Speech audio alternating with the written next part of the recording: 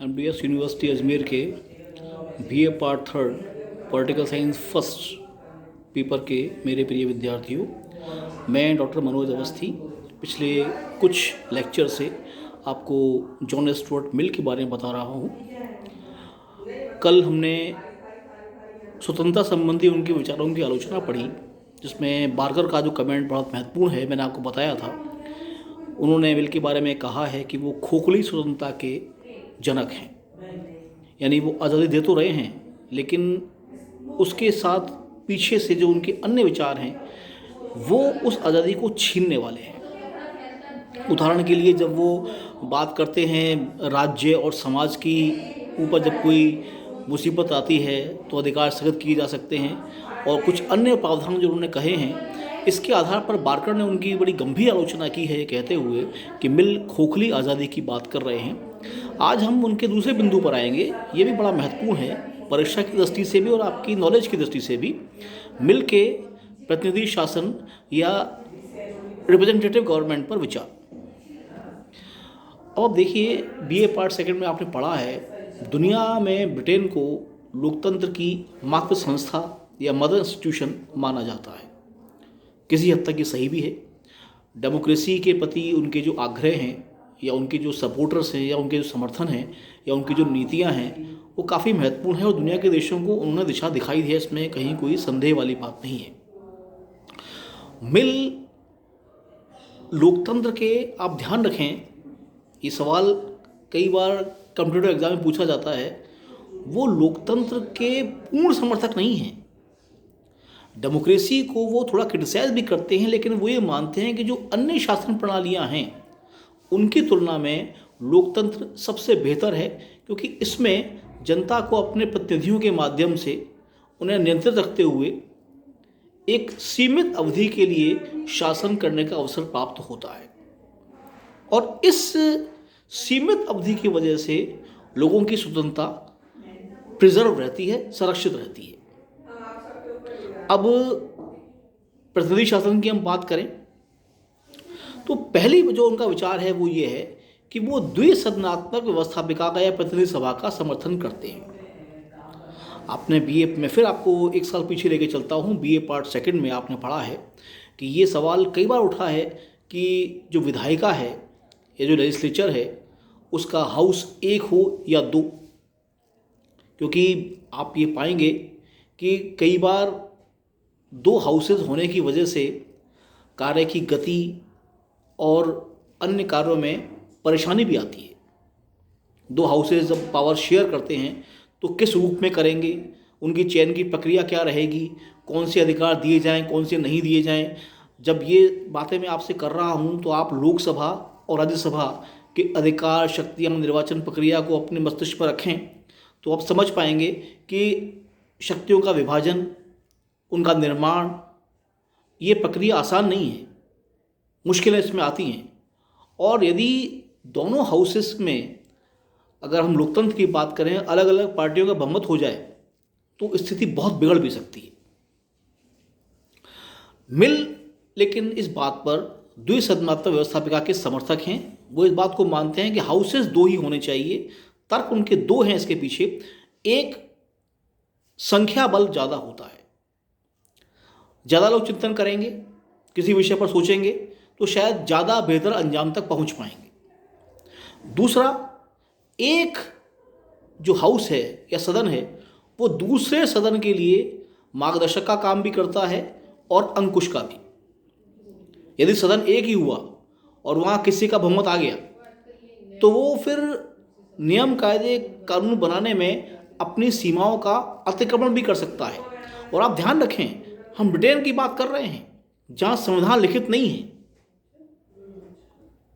आप इस ब्रिटेन की कॉन्स्टिट्यूशन को अपने मस्तिष्क में हमेशा रखें। आप सोचिए, अगर हाउस ऑफ लॉर्ड ना हो, केवल हाउस ऑफ कॉमन हो, संविधान अलिखित है, नियम, कायदे, कानून के बारे में कोई स्पष्ट व्याख्याएं नहीं है, यदि ऐसा नहीं है तो जो सरकार सत्ता में है वो कुछ भी कर सकती है और किसी भी माध्यम से आप उसे चैलेंज नहीं कर सकते। मिल इस बात से सहमत हैं, वो मानते नहीं सदन दो ही होने चाहिए और एक दूसरे के प्रति अंकुश और मार्गदर्शक दोनों का कार्य सदन दोनों कर सकते हैं। अगला उनका बिंदु महत्वपूर्ण है, आनुपातिक प्रतिनिधित्व, रेशनल रिप्रेजेंटेशन। आप इस चीज़ के बारे में ध्यान से सोचें। मिल को इस बात का बड़ा डर था कि ऐसा ना हो कि जो बहुसंख्यक वर्ग है वो अल्पसंख्यकों के अधिकारों को दबाए या कुचल दे। अब इसको आप लिबर्टी में लेकर जाइए। जॉन स्टुअर्ट मिल स्वतंत्रता के प्रबल पक्षधर हैं, चाहे अभिव्यक्ति की हो, चाहे स्वविषयक कार्यों की हो। हाँ, उन्होंने कुछ प्रतिबंध लगाए हैं पर वो जायज़ है, गलत नहीं है। लेकिन अब यदि आप इसको लोकतांत्रिक प्रोसेस में लेकर आते हैं तो मिल का जो ये संदर्भ है, जो जिस पर कि वो चिंतित हैं, वो ये है कि जो वेजिटेरियन हैं, जिनका बहुमत है या जिनकी आबादी ज़्यादा है, वो अल्पसंख्यकों की उपेक्षा भी करेंगे, उनके अधिकारों को दबाएंगे भी, और उनके जितने भी अन्य स्वतंत्रता संबंधी संदर्भ हैं ये उनके लिए एक बुरा सपना बन सकते हैं। इसलिए मिल ने आनुपातिक प्रतिनिधित्व की बात की है। ये आप लोगों ने बीए पार्ट फर्स्ट में जो प्रतिनिधित्व के सिद्धांत पढ़े हैं उसमें आप जाएं कि अनुपात के हिसाब से प्रतिनिधित्व दिया जाए। इसमें दो इसकी प्रकार हैं।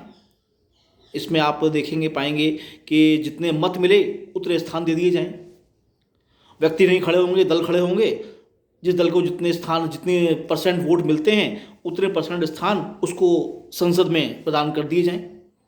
और भी कई तरीके इसके हो सकते हैं। मिल इसका सपोर्ट करते हैं क्योंकि उनका ये मानना है कि जो अल्पसंख्यक हैं उनके हितों की रक्षा आनुपातिक के माध्यम से ज़्यादा बेहतर तरीके से हो सकती है।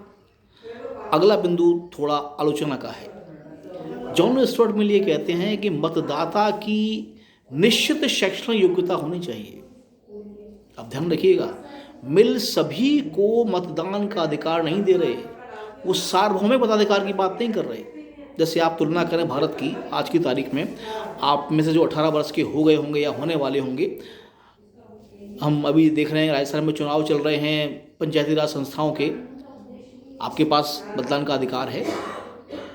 जैसे आप 18 वर्ष के होते हैं, एक प्रक्रिया होती है, आप एक फॉर्म भरेंगे, डॉक्यूमेंट लगाएंगे जो कि ये सिद्ध करे कि आपकी उम्र 18 वर्ष की हो चुकी है, तो मतदाता सूची में आपका नाम जुड़ जाएगा और उसके बाद जो भी चुनाव होंगे उनके लिए आप मतदान के अधिकारी हो जाते हैं। इसको बोलते हैं आप सार्वभौमिक मताधिकार। लेकिन मिल इसके सपोर्टर नहीं है। जॉन स्टुअर्ट मिल का मानना है कि मताधिकार इतना महत्वपूर्ण दायित्व है कि ये सबको नहीं दिया जा सकता। उनका ये मानना है कि अपने मत का प्रयोग करने की क्षमता सबके पास नहीं होती। लोकतंत्र और भीड़तंत्र में अंतर होता है। तो उनका ये मानना है कि एक निश्चित शैक्षणिक योग्यता, एक निश्चित एजुकेशन का स्टैंडर्ड, और यहाँ पर आप ध्यान रखें, ये बड़ा दिलचस्प है, मिल का जोर गणित पर है कि जिसको गणित के ये सामान्य कुछ सिद्धांत आते हों उन्हें ही मताधिकार मिलना चाहिए, सबको नहीं। यानी वो एक निश्चित शैक्षिक योग्यता रखने वाले व्यक्तियों को ही मताधिकार का समर्थन करते हैं। और अगला बिंदु ये और भी ज़्यादा आलोचना का विषय बना, वो ये है कि मिल बहुल मतदान का समर्थन करते हैं। उनका मानना ये है, बहुल मतदान का आशय ये है कि हर व्यक्ति को एक ही मत देने का अधिकार नहीं हो सकता। अभी तो देखिए कोरोना का कार्य चल रहा है, कार्यकाल चल रहा है, कोरोना का समय चल रहा है, परेशानी है, और इस वर्ष आपके जो चुनाव थे वो भी रोक दिए गए। उससे पहले अगर आप फर्स्ट ईयर सेकेंड ईयर को याद करें तो आपने अपने यूनियन के लिए मतदान किया होगा। आपको एक ही वोट मिलता है। जैसे आपके जो 4 प्रतिनिधि होते हैं, जो 4 पद होते हैं, हर पद के लिए आप एक मत देते हैं। मत आपका एक ही होता है, यानी एक व्यक्ति एक वोट।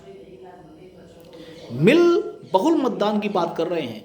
बहुल मतदान का आशय यह है, उनका कहना यह है कि जो व्यक्ति क्षमतावान हैं, उच्च स्तरीय हैं, ज़्यादा पढ़े लिखे हैं, जिनकी अहमियत ज़्यादा है, उनके पास ज़्यादा मत होने चाहिए, एक से अधिक।